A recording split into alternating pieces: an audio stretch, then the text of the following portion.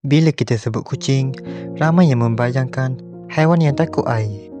Namun begitu, terdapat satu spesies yang membuktikan sebaliknya. Ia adalah fishing cat.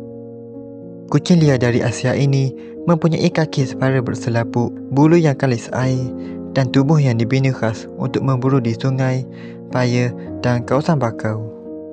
Fishing cat tidak hanya menunggu masa di tepi air, tetapi ia boleh menyelam, berenang dan menggunakan kaki hadapannya untuk mengesan pergerakan ikan sebelum menangkapnya dengan pantas. Makanannya bukan hanya sekadar ikan, malah ia termasuk katak, ketam dan haiwan akuatik lain.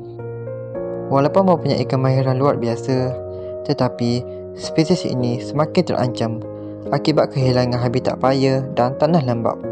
Tidak seperti kebanyakan spesies kucing lain, fishing cat sering memasuki air secara sukarela. Misalnya yang sangat sensitif telah membantu mengesan getaran kecil di permukaan air. Ia membolehkannya mengetahui lokasi mangsa walaupun dalam keadaan gelap atau air yang keruh. Kemahiran ini telah menjadikannya antara pemburu akuatik paling cekap dalam keluarga kucing.